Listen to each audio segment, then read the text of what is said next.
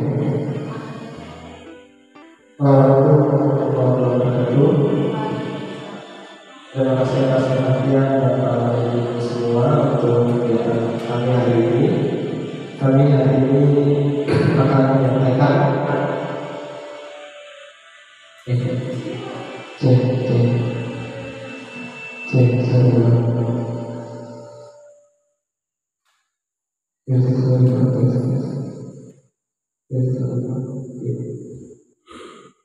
hari ini kami menyampaikan definisi tentang budaya positif di sekolah, modul 1.4, tugas dari program guru penggerak.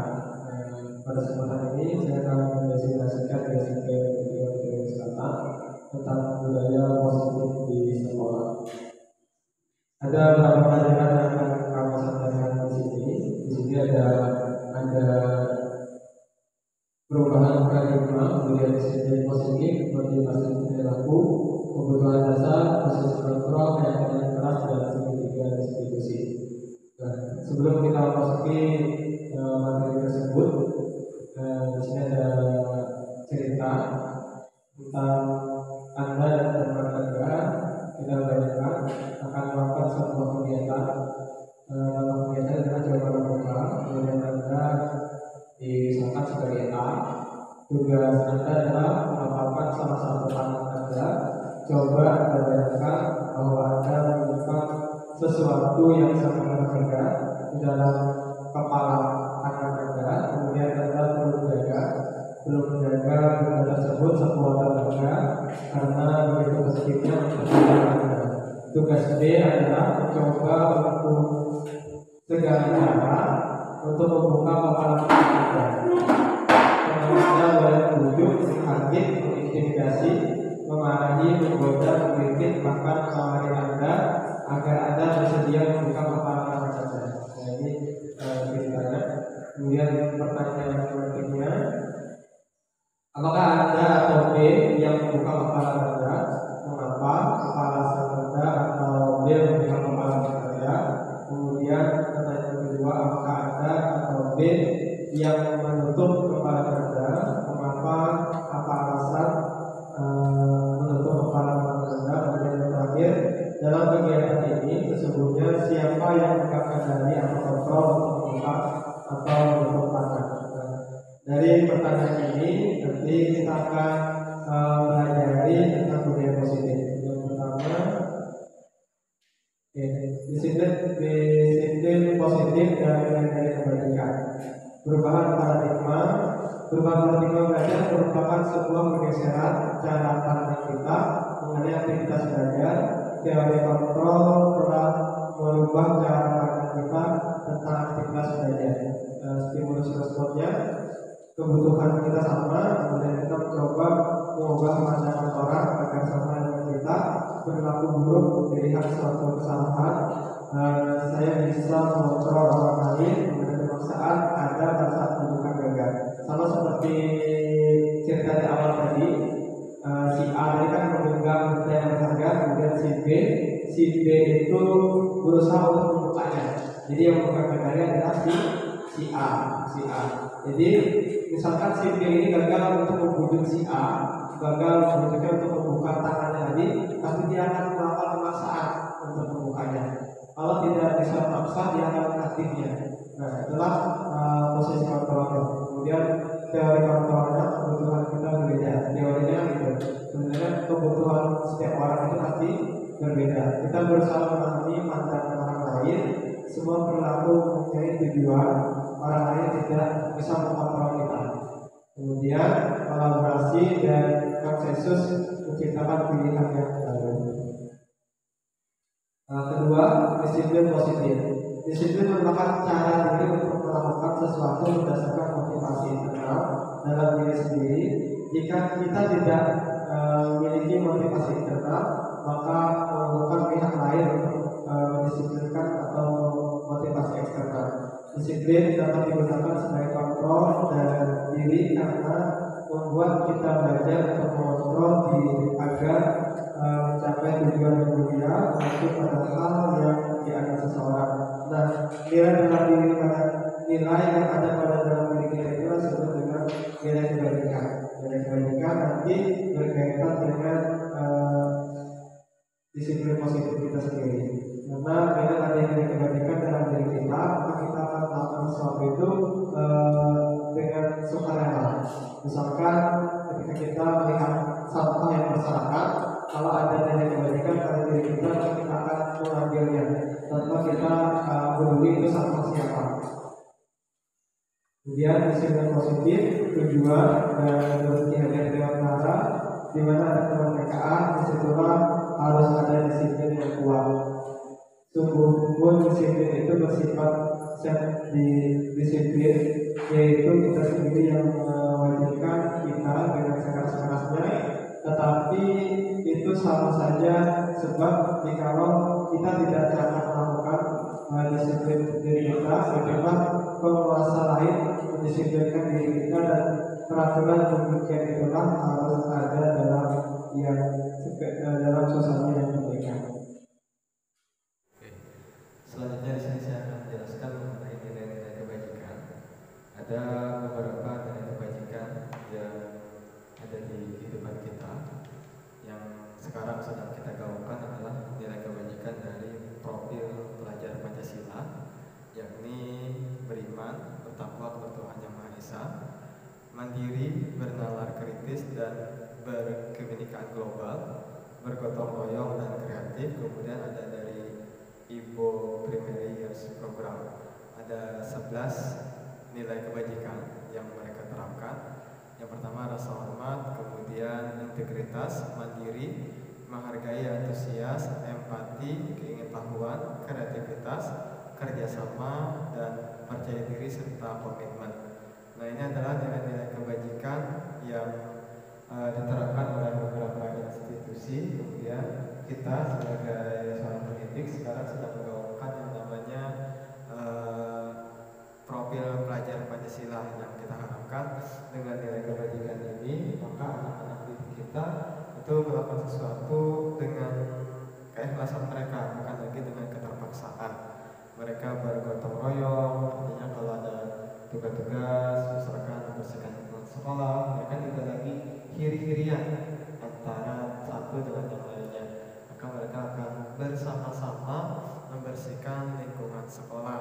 Misalkan ada sampah, maka tidak lagi mereka berpikir siapa yang piket hari ini, tapi mereka dengan nilai kebajikan ini dengan sukarela mengambil sampah tersebut dan meletakkannya ke dalam tempat sampah.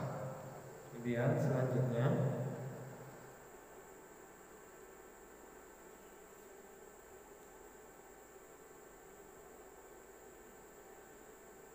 adalah teori motivasi, hukuman dan penghargaan dan restitusi. Setiap tindakan yang dilakukan seorang mempunyai alasan.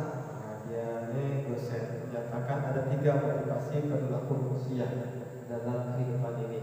Yang pertama adalah untuk menghindari ketidaknyamanan, yang kedua untuk mendapatkan imbalan, yang ketiga adalah untuk menjadi orang yang mereka inginkan. Jadi setiap orang itu melakukan sesuatu pasti ada motivasinya.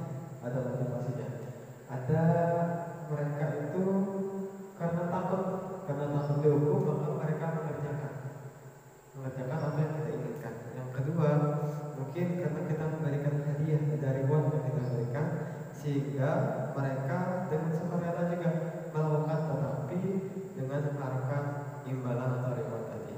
Kemudian yang ketiga adalah karena mereka ingin menghargai diri mereka sendiri. Jadi keluar dari dalam dirinya. Motivasi itu dari dalam diri dia sendiri. Dia ingin menghargai dirinya dan ingin dirinya itu menjadi lebih baik lagi. Nah, ini adalah tiga perilaku manusia. Kemudian selanjutnya apa itu hukuman, konsekuensi dan restitusi? Hukuman itu bersifat tidak terencana dan tiba-tiba. Hukuman bersifat satu arah dari guru yang memberikan. Misalkan nih, ada siswa kita yang tidak mengerjakan tugas, kemudian tanpa ada peraturan atau peraturan sekolah, kemudian kita meminta siswa kita untuk berjemur di lapangan. Padahal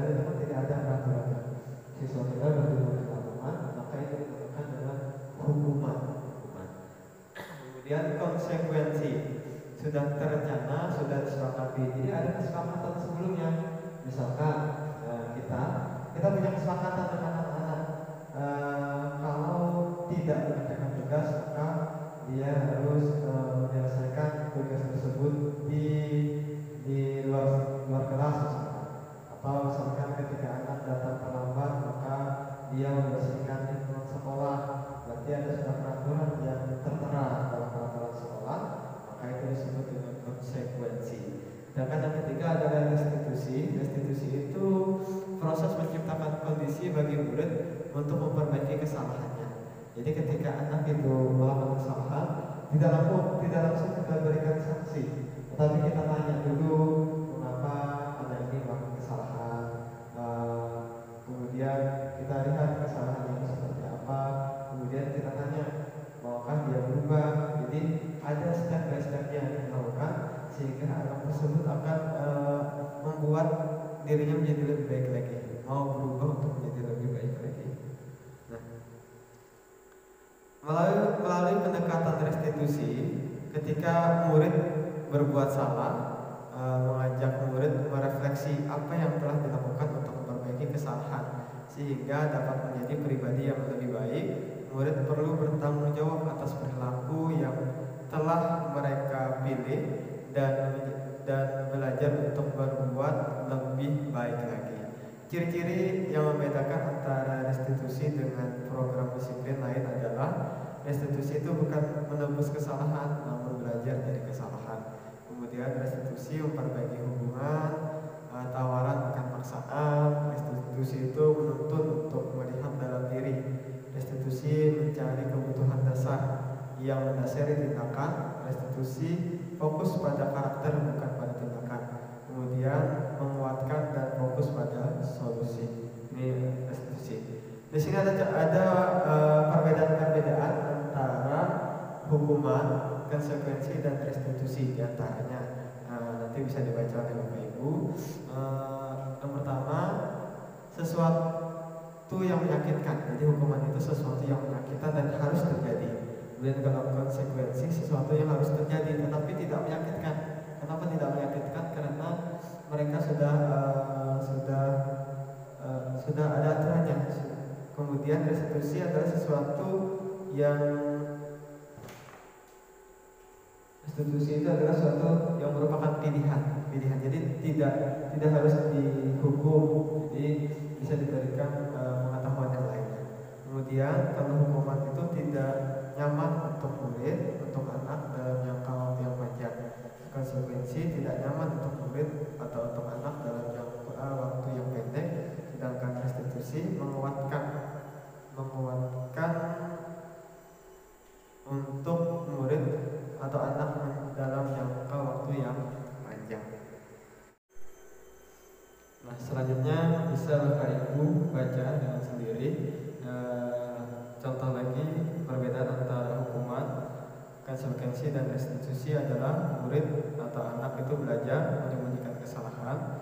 Itu kalau hukuman. Kemudian kalau konsekuensi, murid atau anak belajar taat peraturan. Kemudian kalau restitusi, murid atau anak belajar memecahkan masalah. Jadi ada sisi negatif dan positifnya. Jadi kita belajar bagaimana kita menerapkan restitusi ini dalam kita mendidik anak-anak didik kita. Tidak lagi memberikan hukuman, sekedar memberikan hukuman. Dan selanjutnya adalah keyakinan kelas. Keyakinan kelas, mengapa keyakinan kelas? Mengapa tidak peraturan kelas saja? Nah, dengan keyakinan ini diharapkan nanti akan muncul nilai-nilai kebajikan dalam diri anak, sehingga mereka itu melakukan sesuatu tidak lagi terpaksa, tetapi memang berasal dari dalam diri mereka sendiri. Nilai kebajikan universal merupakan sesuatu keyakinan untuk keselamatan. Dengan nilai kebajikan akan membuat kita lebih termotivasi dari dalam diri. Jadi dengan nilai kebajikan ini maka anak itu akan termotivasi dari dalam diri sendiri. Apa perbedaan antara keyakinan dengan peraturan? Contoh perbedaannya gini. Contoh perbedaannya misalkan peraturan kelas. Setiap siswa wajib mendengarkan dan memperhatikan ketika guru sedang menjelaskan di depan. Nah itu, jadi kalau anak-anak kita tidak perhatikan, berarti kita berikan sanksi kepada anak. Maka mereka melakukan dengan terpaksa, mereka takut diberikan hukuman. Sedangkan keyakinannya adalah siswa dan siswi bersemangat mengikuti pembelajaran di kelas, atau siswa dan siswi bersemangat dan senang mengikuti pembelajaran di kelas. Jadi mereka akan bersemangat dan bersenang. Dengan nilai kebajikan ini, dengan keyakinan kelas ini, maka akan muncul nilai kebajikan dalam diri siswa untuk selalu bersemangat, mengikuti pembelajaran di kelas. Contoh yang lain adalah misalkan peraturan siswa dan siswi wajib membuang sampah pada tempatnya. Artinya kalau siswa dan siswi kita membuang sampah tidak pada tempatnya, berarti mereka diberi sanksi atau hukuman. Itu peraturan berarti ada sanksi, ada konsekuensi yang akan mereka terima. Sedangkan keyakinan, maka keyakinan ini arahnya nanti adalah pada restitusi, sehingga ini akan berdampak pada jangka waktu yang sangat panjang dan sangat lama. Dengan nilai keyakinan ini, dengan keyakinan kelas ini, siswa dan siswi mencintai kebersihan lingkungan.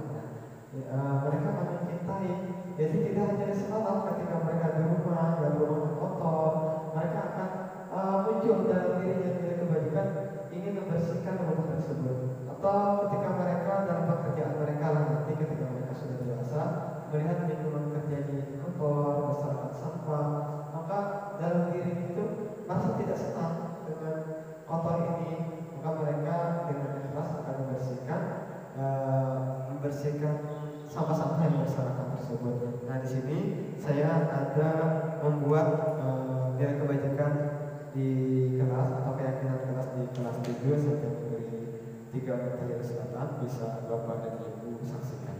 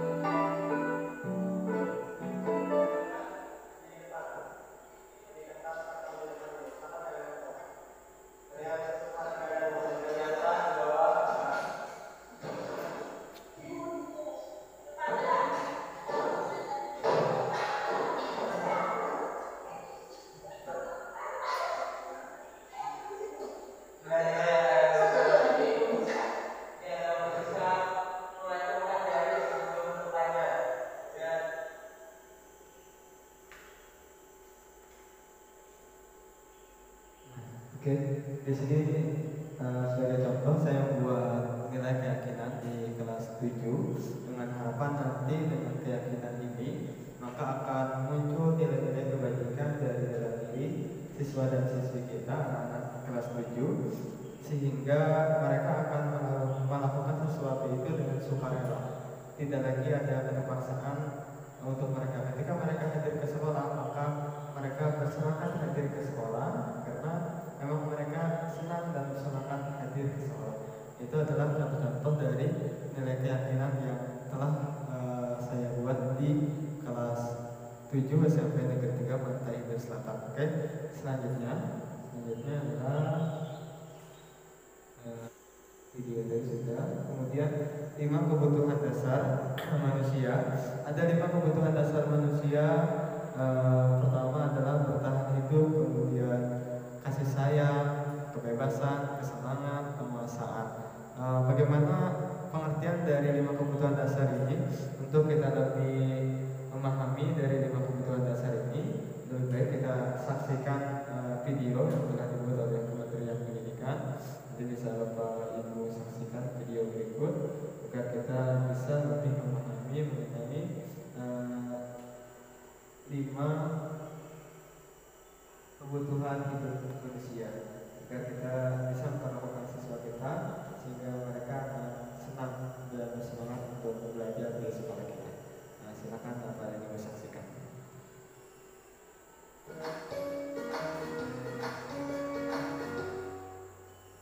Salam dan bahagia Ibu dan Bapak Guru hebat. Untuk membangun budaya sekolah yang positif dengan lingkungan yang aman dan mendukung murid untuk menjadi pribadi yang berdaya, seimbang, dan bahagia, salah satu upaya yang dapat dilakukan oleh guru adalah memahami kebutuhan dasar yang mendasari perilaku murid. Pada video kali ini, kita akan membahas tentang 5 kebutuhan dasar manusia.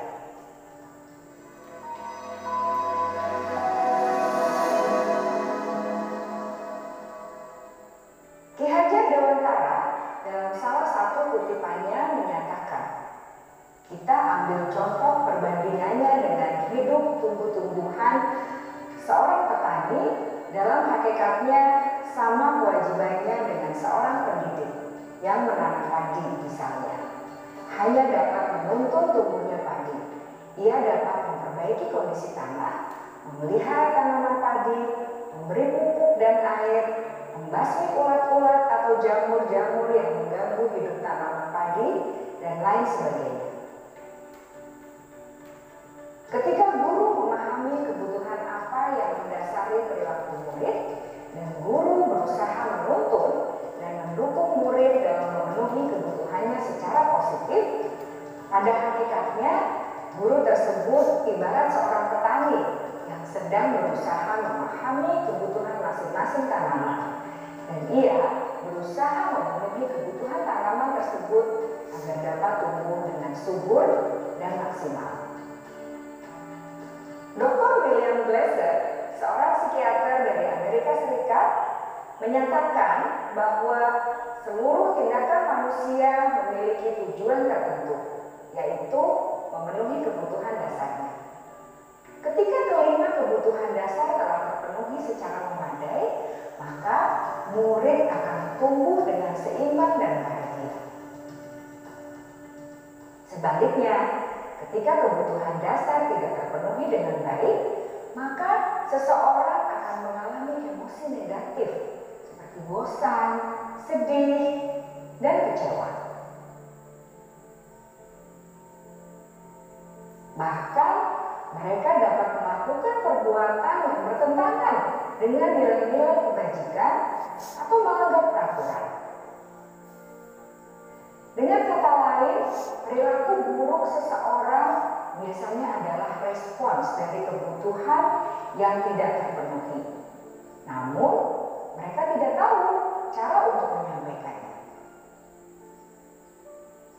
Ada 5 kebutuhan dasar manusia menurut Dr. William Glasser, yaitu yang pertama, kebutuhan untuk bertahan hidup atau survival. kebutuhan untuk merasa diterima atau love and belonging. Yang ketiga, kebutuhan akan kebebasan atau freedom. Yang keempat, kebutuhan akan kesenangan atau fun. Dan yang kelima, kebutuhan akan penguasaan atau power.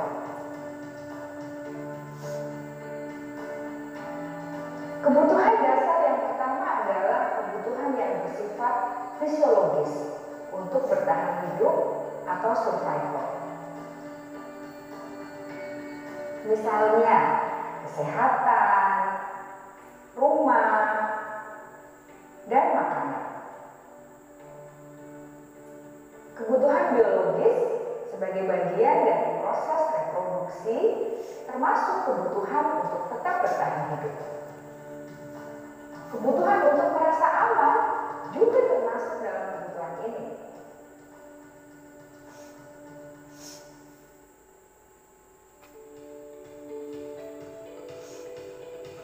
Agar murid dapat belajar dengan baik, kebutuhan mereka akan rasa aman, pangan, sandang, dan papan harus terpenuhi.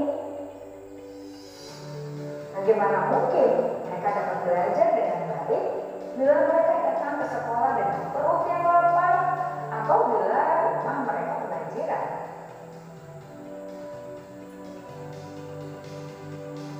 Setelah kita mengetahui kebutuhan pertama yang sebagian besar bersifat fisiologis, mari kita lihat kebutuhan kedua sampai kelima yang semuanya berhubungan dengan psikologis. Mari kita lihat kebutuhan yang kedua, yaitu kebutuhan akan perasaan diterima oleh kelompok atau komunitasnya atau kebutuhan love and belonging. Kebutuhan ini meliputi keinginan untuk tetap terhubung dengan orang lain seperti teman, keluarga, teman kerja, dan kelompok di mana kita tergabung. Setiap murid ingin menjadi bagian yang berharga dari kelas dan juga sekolah. Mereka juga ingin diterima oleh orang lain dan kelompoknya. Bahkan, murid yang terlihat paling cuek pun jauh di dasar hatinya pasti ingin merasa diterima. Sebagai guru, seharusnya kita dapat menerima murid kita apa adanya, sesuai dengan programnya. Karena setiap murid adalah unik. Mereka memiliki kekuatannya masing-masing, sehingga guru seharusnya bisa menciptakan kesempatan untuk murid berkolaborasi dan memiliki ikatan emosi satu sama lain. Murid-murid yang memiliki kebutuhan yang besar untuk merasa diterima, biasanya mereka belajar karena suka pada gurunya, dan mereka juga suka bekerja dalam kelompok. Kebutuhan yang ketiga adalah kebutuhan akan kebebasan atau kebutuhan membuat pilihan. Murid harus diberi kesempatan untuk membuat pilihan dan bertanggung jawab atas pilihan yang mereka telah ambil. Memberi mereka kebebasan bukan berarti membiarkan mereka melakukan apa saja yang mereka mau, melainkan lebih memberi mereka kesempatan untuk membuat pilihan, menyuarakan pendapat mereka dengan percaya diri, dan memberi mereka kesempatan untuk mencoba hal-hal yang baru. Pembelajaran dengan metode yang beragam dan menarik juga akan memenuhi kebutuhan murid tentang kebebasan ini. Pembelajaran berdiferensiasi, di mana guru menyediakan beberapa jenis tugas yang bisa dipilih oleh murid sesuai minat mereka, sangat baik untuk mengembangkan murid menjadi lebih mandiri dan memiliki motivasi internal. Karena kebutuhan akan kebebasan pada dasarnya adalah kebutuhan untuk mandiri, memiliki otonomi, memiliki pilihan, dan mampu mengendalikan arah hidupnya sendiri.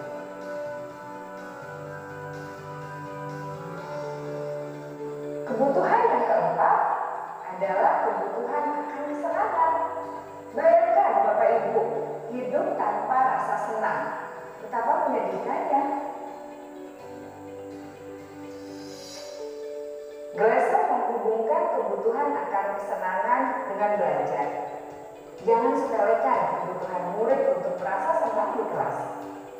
Sebagai guru, jangan ragu-ragu untuk dengan sengaja memasukkan kegiatan yang menyenangkan dalam kelas.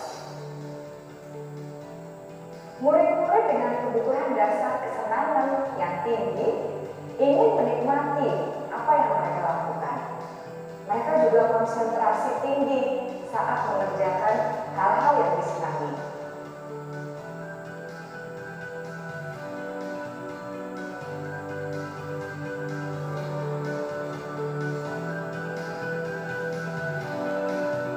Kebutuhan yang kelima adalah kebutuhan akan penguasaan.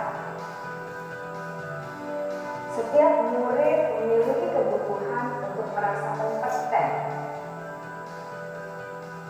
menjadi terampil, diakui pencapaian dan keterampilannya, didengarkan, bisa membuat dampak dan pengaruh, dan memiliki rasa harga diri. Mereka sebaiknya diberi kesempatan untuk membuat keputusan tentang hal-hal yang penting dalam hidupnya dan tidak merasa dikontrol oleh sistem sekolah. Pada murid yang telah menginjak usia remaja, seringkali mereka merasa tidak memegang kendali atas kehidupannya sendiri, karena guru kerap kali berpengaruh dalam mengambil keputusan. Murid-murid yang memiliki kebutuhan dasar akan penguasaan yang tinggi biasanya selalu ingin menjadi pemimpin. Mereka juga suka mengamati sebelum mencoba hal-hal yang baru. Mereka juga perfeksionis dan merasa kecewa bila melakukan kesalahan.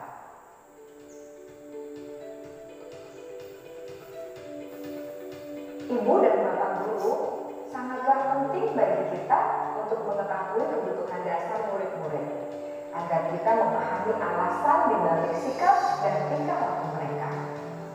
Bila murid berperilaku buruk atau melanggar peraturan, sehingga tindakannya tidak sesuai dengan nilai-nilai kebajikan, maka guru harus mencari tahu alasan yang mendasari tindakan tersebut dan kebutuhan apa yang belum terpenuhi. Melalui percakapan dengan guru dalam pendekatan disiplin positif, murid dapat diajak untuk bersikap reflektif dalam mengenali kebutuhan-kebutuhan yang berusaha mereka penuhi dan mendasari tindakan mereka. Jika guru mengabaikan perilaku buruk murid, maka perilaku tersebut akan berpengaruh pada suasana kelas yang kurang kondusif dan akan berpengaruh pada tujuan dari pendidikan itu sendiri. Ibu bapak guru hebat, mari kita menjadi guru yang lebih baik dengan memahami kebutuhan dasar murid-murid kita dan senantiasa membimbing mereka untuk menjadi pribadi yang berdaya, seimbang, dan bahagia. Salam dan bahagia, ibu dan bapak guru hebat.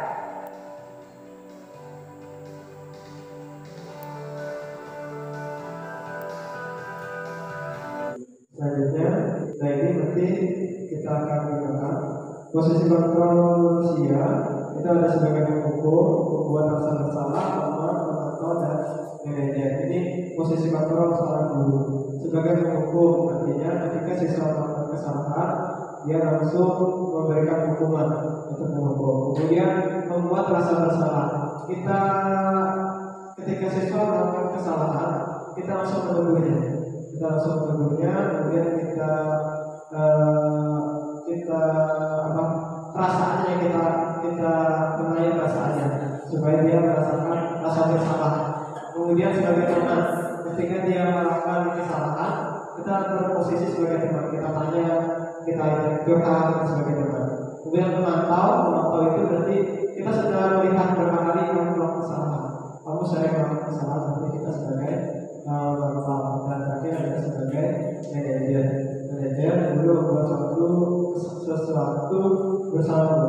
melaksanakan murid mempertanggungjawabkan perilakunya mendukung murid agar mengemukakan solusi dari permasalahan sendiri. Kita menggunakan nada yang halus, bahasa tubuh yang tidak kaku dan mendekat pada murid.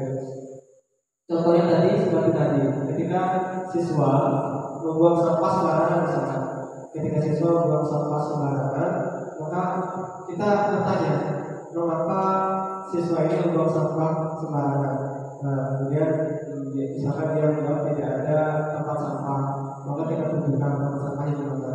Nanti kita tanya kepada dia kapan dia berubah dan bagaimana solusinya agar dia bisa berubah. Jadi intinya adalah kita itu sebagai manajer, kita mendekati siswa tidak langsung menghukum ketika siswa itu melakukan kesalahan. Mungkin kita cari tahu dulu mengapa siswa tersebut berbuat salah.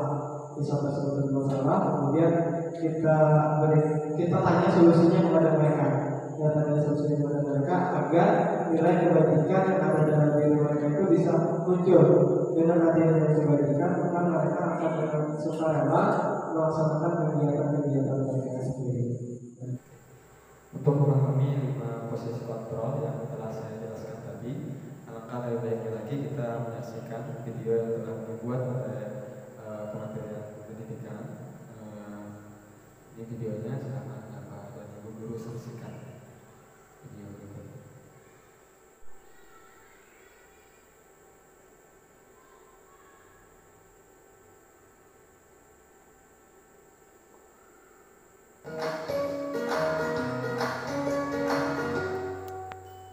Salam bahagia Ibu dan Bapak guru hebat. Dalam penerapan disiplin positif restitusi, salah satu program yang dikembangkan adalah 5 posisi kontrol. 5 posisi kontrol dalam restitusi adalah proses perjalanan seorang pendidik agar dapat mengenali dirinya. Pada video kali ini, kita akan membahas tentang 5 posisi kontrol yang dikembangkan oleh Diane Dawson dan contoh penerapannya.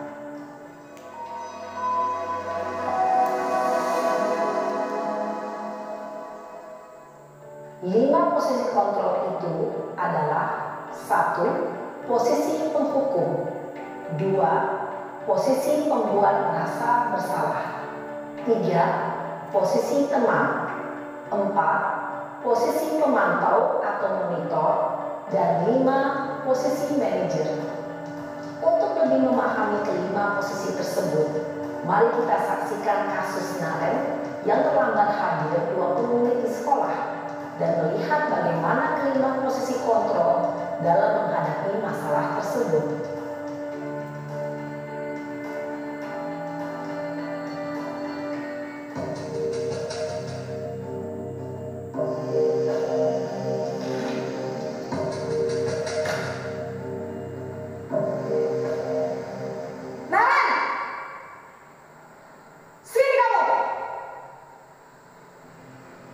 Selamat pagi, Bu. Selalu terlambat. Kamu deh, pasti terlambat. Maaf, Bu. Saya Apa?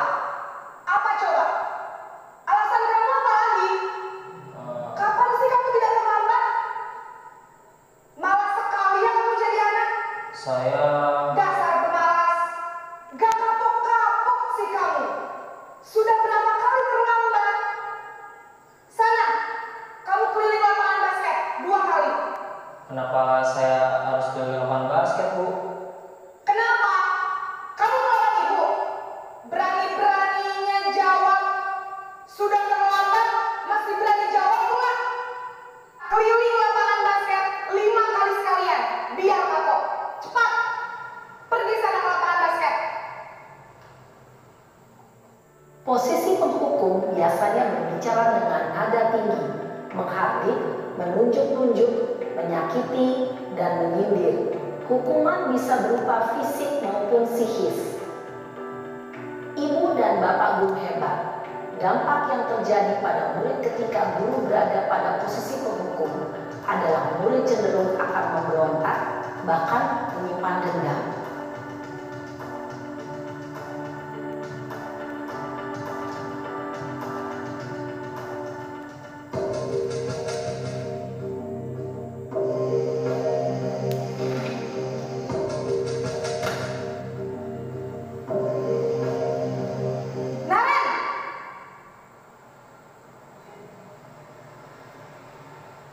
pagi, Bu.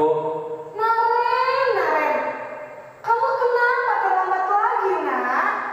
Ya Tuhan, Naren, kamu senang ya bikin ibu susah ya?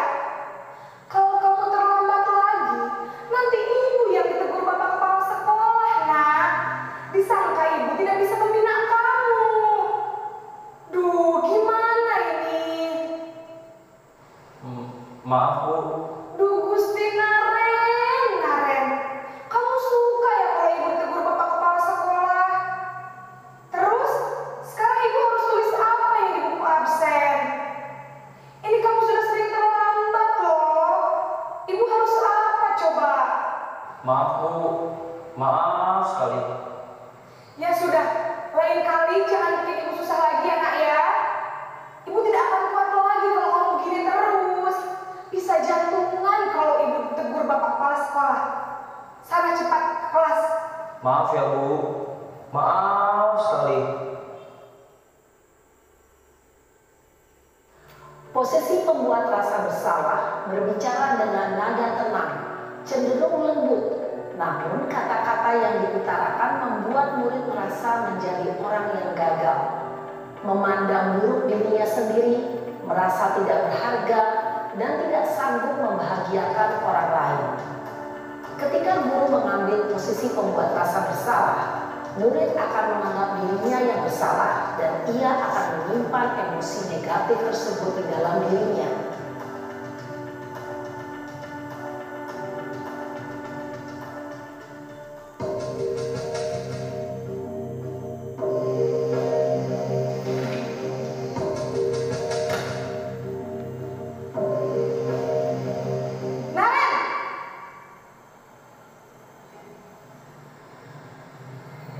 Selamat pagi, Bu. Wah, sudah jam berapa ini, nak? Terlambat lagi ya, sayang? Iya, Bu. Habis ibu saya lupa bangunkan saya, Bu. Kamu malah menyalahkan ibu kamu. Kamu bukannya anak yang larinya paling kencang. Kok terlambat sih? Iya, Bu. Saya memang terlambat bangun tadi. Jadi, biarpun saya lari kencang, tetap gak kekejar, Bu. Ya sudah sana. Nanti lain kali larinya lebih kencang lagi ya. Biar gak terlambat lagi. Bikin seneng. Bisa kan? Bisa, Bu. Ya sudah sana masuk kelas. Ibu beresin urusan absen kamu. Kamu ini ada-ada saja. Dalam posisi teman, guru berbicara dengan nada suara ramah, akrab, cenderung bersenda gurau untuk menjaga suasana tetap santai. Murid akan merasa senang, aman, dan akrab dengan guru. Identitas yang tercipta adalah identitas sukses atau berhasil. Namun, perlu diingat, karena ini masih dorongan eksternal, maka ada faktor ketergantungan dari murid kepada orang tertentu. Di sini, guru absennya, sehingga di lain waktu, murid bisa berperilaku baik, namun hanya kepada orang-orang tertentu saja.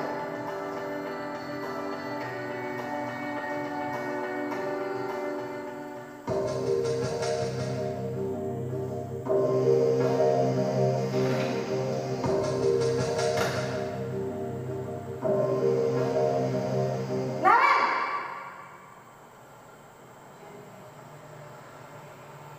Selamat pagi, Bu. Naren, apa peraturan sekolah kita tentang jam berapa kita harus masuk sekolah, nak? Kita harus di sekolah jam 7, Bu. Iya betul, sekarang sudah jam 7.20. Naren sudah tahu konsekuensinya jika terlambat hadir. Paham, Bu. Saya harus tinggal kelas pas jam istirahat selama 20 menit. Iya benar, konsekuensinya demikian. Jadi nanti jam 9.30 pas istirahat, kamu harus tinggal di kelas, kerjakan tugas tambahan untuk ketertinggalan kamu, ya? Baik, Bu. Posisi pemantau mengandalkan penghitungan atau data untuk mengontrol murid. Guru mengarahkan murid berdasarkan peraturan dan konsekuensi. Seorang pemantau menunjukkan bahasa tubuh dan ekspresi wajah yang datar dan cenderung formal.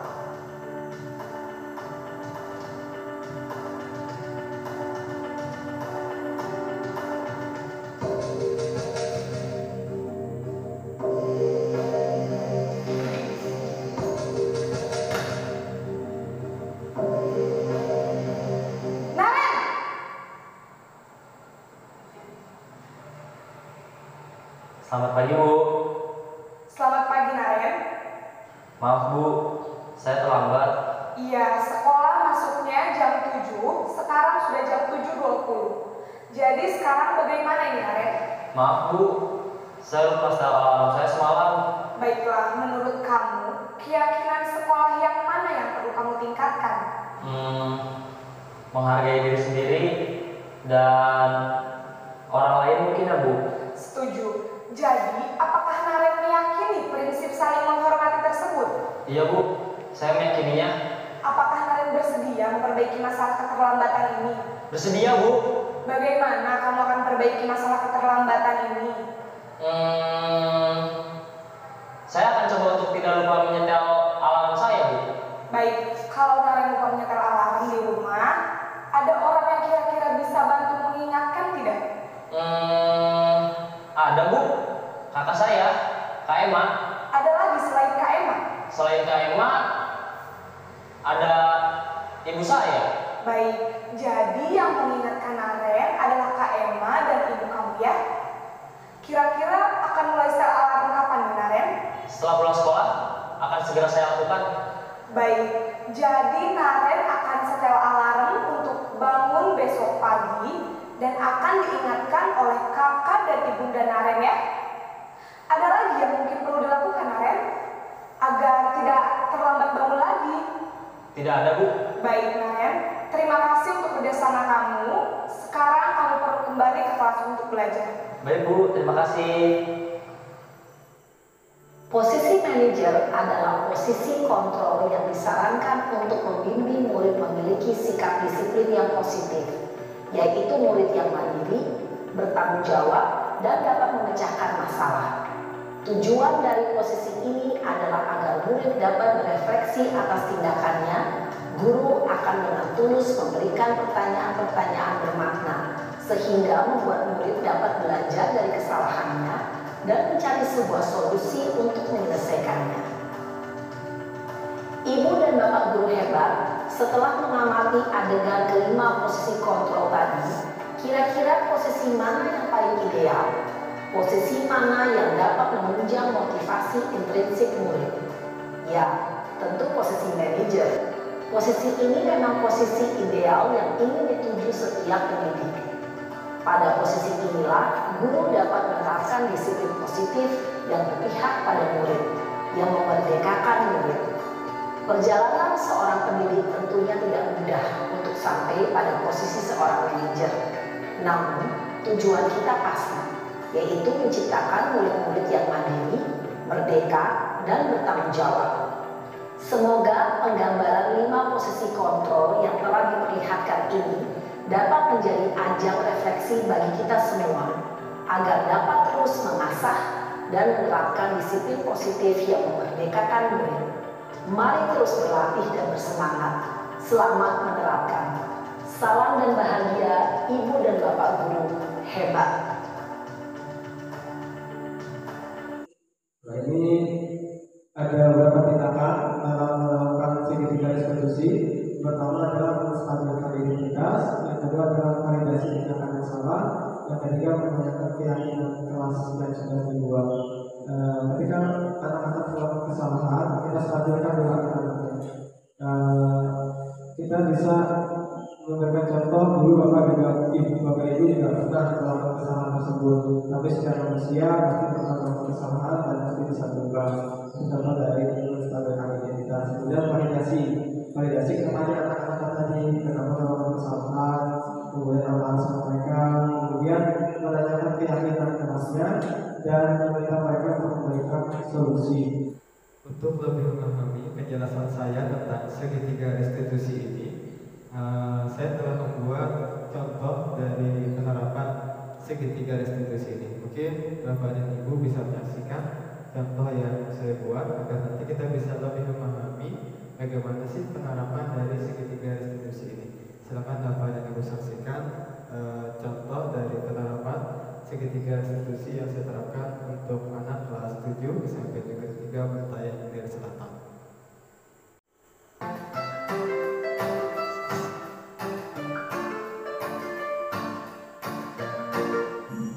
Selamat siang, Kak Desi.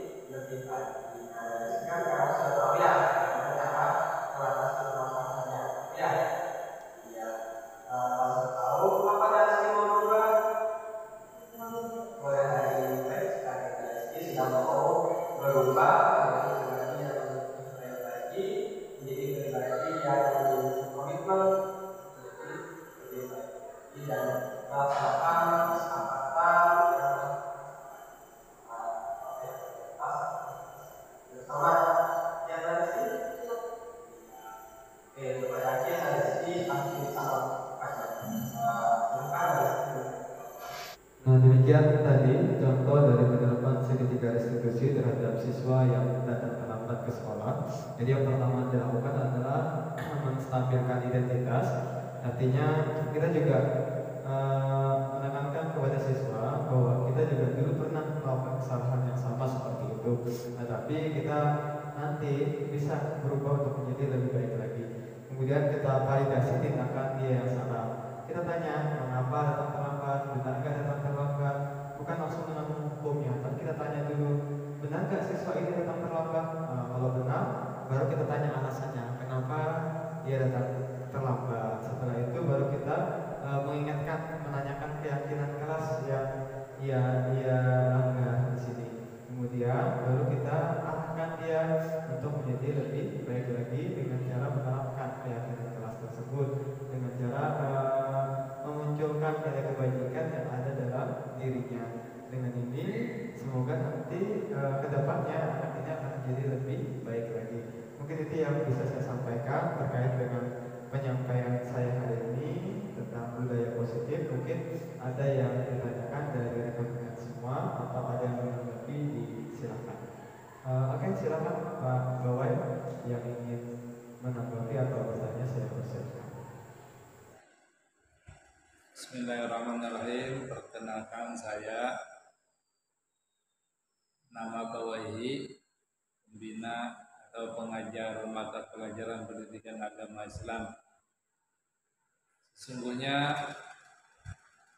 kalau seseorang atau siswa melakukan kesalahan, tentunya kita selaku guru tidak langsung memberikan hukuman, akan tetapi kita tanya terlebih dahulu kepada siswa tersebut apakah dia memang tidak memahami atau ketidaktahuan.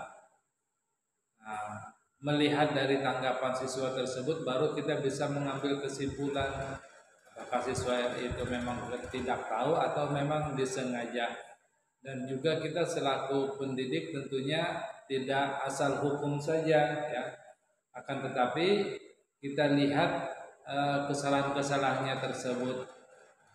Kalau kesalahannya tersebut misalkan berkata-kata yang tidak baik, berkata-kata yang jorok, itu bisa kita berikan nasihat, ya. Yang mana Al-Quran sendiri pun melarang kita berkata-kata yang tidak baik, ya, seperti yang termaktub dalam Al-Quran yang kalimatnya seperti ini, wala taqul lahuma uffin, dan janganlah kamu berkata-kata dengan orang tua kamu. Nah, karena perkataan tersebut sudah bisa menyakiti hati orang tua kita, ya. Nah, mungkin siswa tersebut tadi tidak tahu atau tidak paham sebenarnya perkataannya itu menyakitkan hati orang tuanya. Nah, kita sebagai pembina, selaku guru harus meluruskan, kamu jangan lagi berkata-kata yang kasar, berkata-kata yang tidak baik kepada orang tua atau kepada siapapun. Nah, Rasulullah SAW juga tidak pernah berkata atau bertutur kata yang menyakiti hati sahabatnya. Malah beliau sendiri yang merasa bersalah dengan sahabatnya. Padahal beliau tahu bahwa sahabatnya itu salah, tapi dia tidak langsung memvonis sahabatnya itu salah, ya. Sehingga dia memberikan uswatun hasanah, pelajaran yang baik, ya. Jadi sebenarnya dia memberikan contoh, oh rupanya seperti ini, kalau ada orang salah jangan langsung ditegur atau diberikan hukuman, tetapi diberikan nasihat. Namun nasihatnya itu bisa membentuk pribadi yang lebih baik lagi.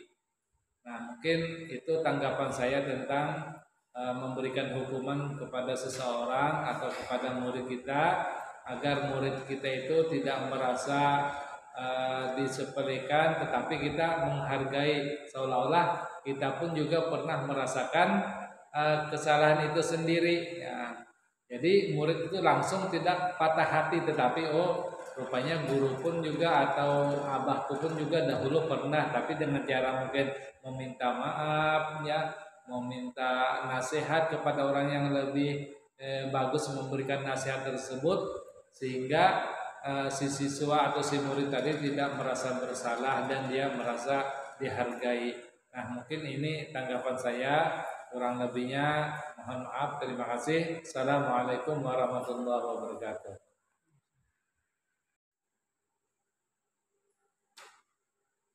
Nah, apa yang disampaikan oleh Pak Bawaiki tadi sangat sesuai sekali dengan materi kita hari ini mengenai segitiga restitusi.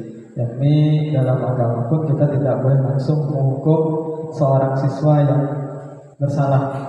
Jadi kalau siswa itu melakukan kesalahan, hal pertama yang harus kita lakukan adalah kita stabilkan dulu identitas anak tersebut, tidak apa-apa melakukan kesalahan karena kita juga pernah melakukan kesalahan saat dulu. Kemudian kita validasi tindakan kesalahan tersebut, apakah kesalahan itu sengaja atau tidak, kemudian kesalahan itu besar atau kecil, kita lihat dulu, kita validasi dulu. Kemudian kita tanyakan keyakinannya dan kita berikan nasihat kepada anak agar anak tersebut tidak lagi mengulang-ulang kesalahan tersebut. Jadi apa yang disampaikan oleh Pak Bawi tadi sangat sesuai sekali dengan materi kita hari ini mengenai segitiga restitusi. Mungkin itu yang bisa kita sampaikan pada hari ini. Saya akhiri.